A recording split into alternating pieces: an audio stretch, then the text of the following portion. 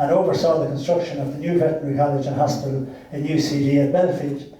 And if you think the air around Sion is good, Michael's mother is 106 and going anyway. A little further on we come to Fairlands Cross, where we see the nanny that we spoke about earlier, and flowing under a small bridge there, forming the boundary of the parishes between Johnstown, Walterstown and Bow Park as it heads towards Kentstown via Slanduff. If we double back to the T-junction at Gerrardstown, we now arrive in the townland of Old Town, where we encounter a small estate owned by the Smith family, including a Father Smith, who ministered to the locals before the formation of the parish in 1831. In 1919, this estate was divided. You go up the road, and then you're coming down the road and towards the Waterstown Football Club, and it's on the left there, a small estate, and it was divided up among local farmers, and a portion of the land was set aside for a communal cow plot, known locally as the ranch. Cow plots were established and administered by the county council from early on in the late 1800s, early 1900s, on behalf of those who did not own land but who owned a cow, along with a calf hopefully, and that they could be accommodated in the communal grazing plot. The owners of the cows would sit on a stool and milk the cows in the field, and I'm a witness to that. The ranch went out of use, as did most of the cow plots, although a lot of them are still in the hands of the county council, and generally produce the most luscious growth of whatever it is, the poisonous plant. That's the one, ragwort. Anyway, so the ranch subsequently, we'll take the next picture, subsequently changed hands and is now the home of Walterstown Guild Football Club, famously known as the Blacks. The club, after generations of wandering around the parish seeking a home, are the proud owners of a fine clubhouse and playing fields. The club had a purple patch in the 1980s when they won loads of Meath championships and Leinster Club championships, but not an All-Ireland Club championship. And they have given many players to various grades of Meath teams with notable All-Ireland success. I won't mention any names in case to leave somebody out. But suffice to say that once they got the lovely home and the facilities, they stopped winning. So is there a message there? So further on down from Walterstown, a family called Doran owned a large farm and an old farmhouse called Old Town House. The Dorans emigrated to Australia the latter part of the 19th century, and they obviously, family went away. And across the road, the Dillon family died out, where the last man in Dillon's fell off his cart and broke his neck, and that was the end of the Dillons there. And this farm, the Doran farm, is now owned by the Daly family, who also own farms in Moortown and Harristown, just going up the hill. And the farm is noted for having a lovely picture there. Paddy, your garden is beautiful. The farm is noted for having a quarry from which many of the houses were built in the mid-1800s. So then we go across the road to Old Town Villa. And this is where the O'Brien and subsequently the O'Brien Lynch family have lived here since the late 1600s at least. The present house was built in the 1840s, like many farmhouses at the time. It is said that the stone for the house was drawn from the local quarry all in one day. The windowsills for the house cost 1 shilling each. A daughter of the family was Mother Abbess of the Poor Clare Convent of Nuns Island in Galway. She was professed as a nun in 1885, taking Mary Clare Joseph as her religious name, which is a name which has been passed down through the family. When she entered the convent, she had to bring her own mattress with her. Some years later, the church authorities, undoubtedly male members of the church authorities, decided that the nuns' lifestyle was not severe enough. So they had to sell their mattresses and any other sort of luxury items that they had in Eyre Square. The community then had to resort to the practice of ringing the bell when they were short of food, and a piece of bread baked by Sister Mary Clare on Christmas Day is still preserved in Old Town. The strict regime of privation had to be eased later on, as many of the nuns naturally got into bad health. Evidence of old stone structures can still be seen in a field on the Old Town farm, which in the 12th century contained a church, graveyard and a monastery. The field is called the Black Church to this day. These edifices were under the administration of the Cistercian order in St Mary's in Dublin, like the one in Johnstown. And according to the historian an expert, Elizabeth Hickey, this was a pre-Norman church referred to in the Old Town, and perhaps the Kilcarn of an Irish settlement before the other Kilcarn. A little bit confusing. The Normans, in their passage from their Screen headquarters to Kilcarn, did not take control of the Black Church, but instead left the church and its faithful and proceeded to Kilcarn to establish their own St. Stephen's Church there. At one stage, the field was tilled, as evidenced by the shovelled ridges there to this day, and human bones were disturbed as a result.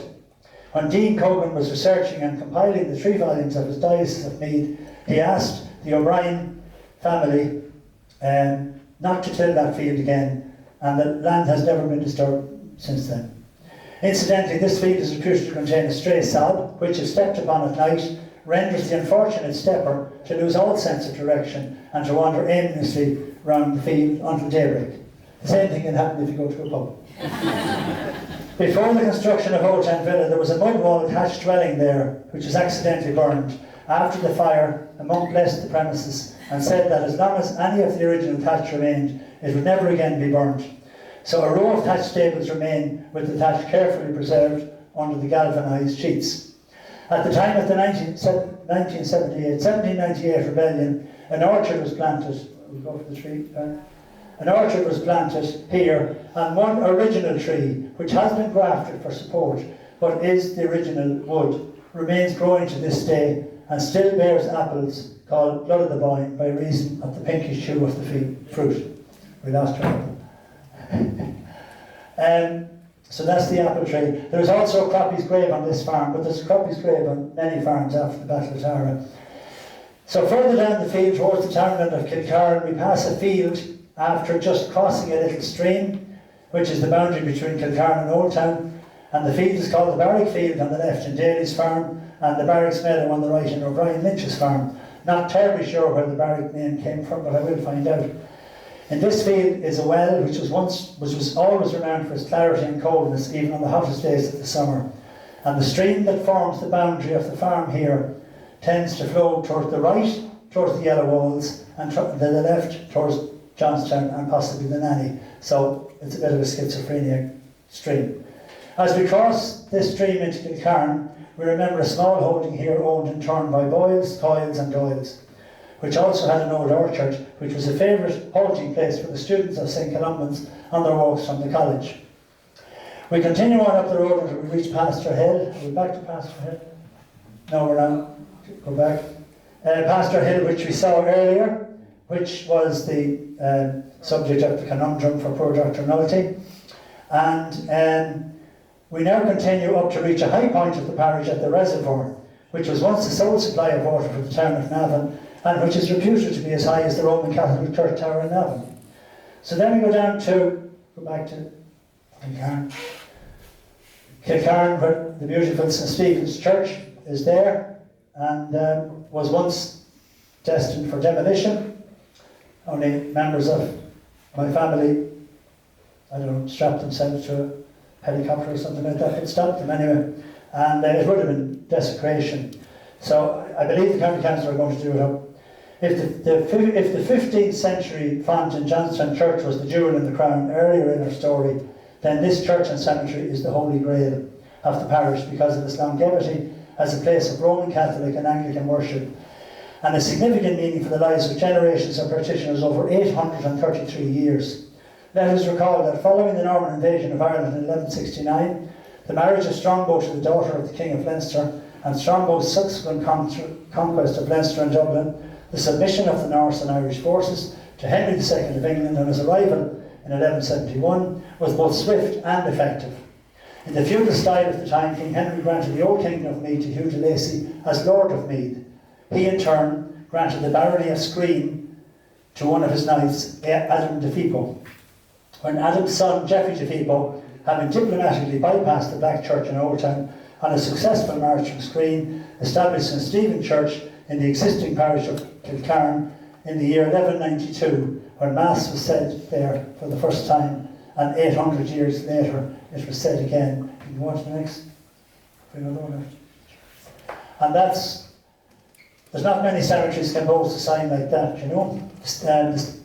The church was built before the cemetery, And Geoffrey then endowed the church with a messuage or dwelling and a boundary ditch. And then between 1217 and 1223, Bishop Simon de Rochefort of Trim ordered that a cemetery be built at the church. Heretofore, the dead of the parish had been buried on the hill of Screen, but this had become very onerous for the weary parishioners, who would certainly have welcomed Bishop de Rochefort's intervention. His name is commemorated by this plaque. Post-Reformation, the church came under Anglican administration and was badly damaged both during the 1641 insurrection and later, reputedly, at the hands of Cromwell's army in 1649-50. Allegedly, the Black Church in Old Town was linked by a souterrain, or underground passage, to Kilcarn Church and then onto the Great Abbey at Bective. The story goes that as Cromwell soldiers were advancing onto the Black Church, the monks were escaping through the tunnels, and as the last monk entered the tunnel at Old Town, the first one was coming out of Bective. I don't know whether that's true or not, but it's a good story. So now we come to a very nice dwelling belonging to the Oakes family, and prior to that, that gate, a wonderful wrought iron gate there at the cemetery, and the cemetery is so well kept. It was a jungle in the 80s. Michael O'Brien did an awful lot of good work, and the various priests and parishioners. This is the beautiful, long-established home of the Oakes family in Crowboy. And again, an underground cave was discovered and partially excavated here. A boar's tooth was discovered in what was a man-made cavern. It was left open for a number of years, but was closed after a bullock fell into it and broke his leg. These discoveries have lent credence to the general existence of souterrains, but whether these early engineers managed to tunnel under the Boyne is another matter. So we're down, back, the next one. We're back to near where we started, to old Johnstown village even, and we're going down to the church. Oh yes, this is what was Smith's house and tree. It's now a mace, and we're back down to where we all started with the lovely Mrs. Butterby. Okay? So there you are. So I want, on behalf of Guy and myself, to thank everyone who assisted with this presentation, and I hope that you enjoyed the journey.